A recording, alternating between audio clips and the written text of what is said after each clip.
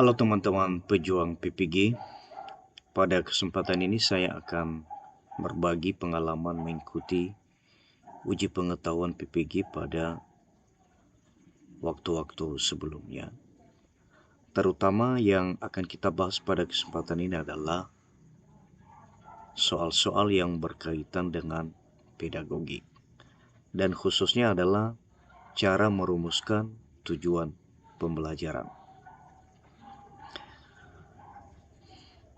Mari kita lihat teman-teman, ada dua poin penting di dalam merumuskan tujuan pembelajaran. Yang pertama adalah menetapkan tujuan pembelajaran berdasarkan indikator pembelajaran. Jadi indikator kita telah buat sebelumnya berdasarkan kompetensi dasar. Jadi berdasarkan indikator tersebut maka kita dapat menetapkan tujuan pembelajaran. Yang kedua, tujuan pembelajaran harus mengandung unsur yang disebut ABCD. Saya ulangi, tujuan pembelajaran harus mengandung unsur yang disebut ABCD. A adalah audience, dalam ini adalah peserta didik. B adalah behavior, dalam hal ini adalah perilaku yang diharapkan daripada peserta didik. Dan C adalah condition, yaitu kegiatan yang dilakukan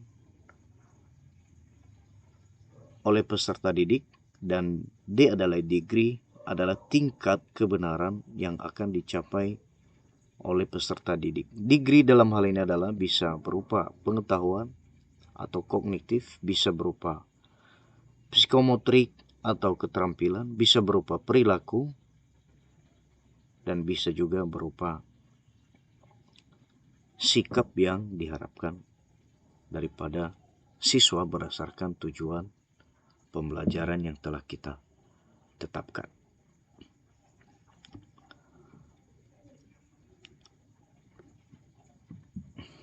Nah, mari kita melihat contoh tujuan pembelajaran.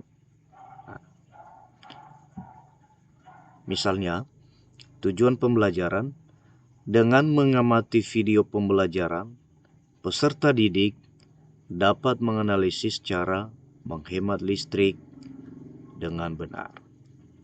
Saya ulangi, contoh tujuan pembelajaran. Ini hanya contoh ya. Dengan mengamati video pembelajaran, peserta didik dapat menganalisis cara menghemat listrik dengan benar.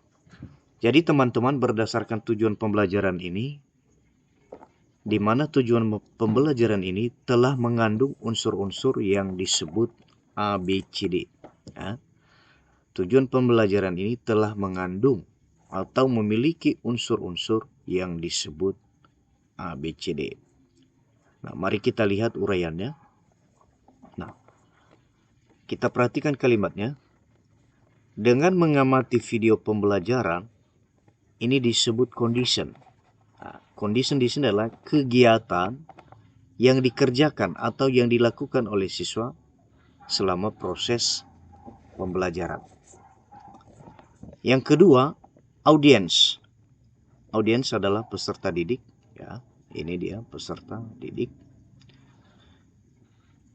Yang ketiga adalah behavior.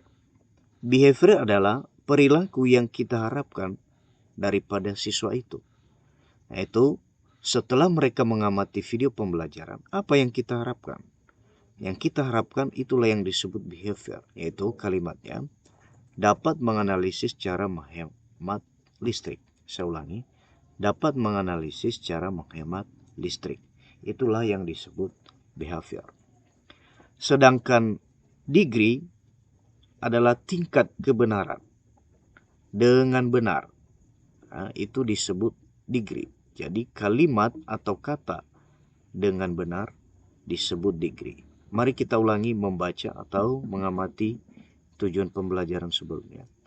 Dengan mengamati video pembelajaran, inilah yang disebut condition, peserta didik, inilah yang disebut audience, dapat menganalisis cara menghemat listrik. Inilah yang disebut behavior dengan benar. Inilah yang disebut dengan degree. Jadi alur dari tujuan pembelajaran itu menjadi CABD, ya. CABD, condition, yaitu mengamati video pembelajaran, audience, peserta didik, dan behavior, yaitu siswa dapat menganalisis, dan degree adalah siswa dapat menganalisis cara menghemat listrik.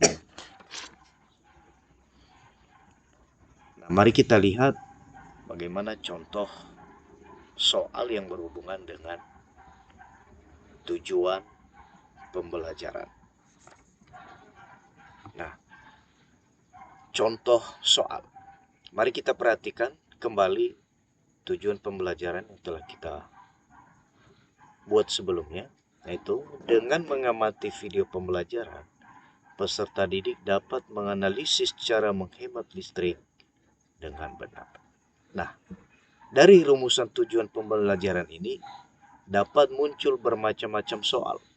Ya, sekali lagi, dari rumusan tujuan pembelajaran ini dapat muncul banyak contoh soal. Salah satunya adalah, misalnya, dari rumusan tujuan pembelajaran di atas atau di samping, yang merupakan unsur behavior atau B adalah, nah, berdasarkan penjelasan sebelumnya, tentu kita dapat menentukan jawabannya.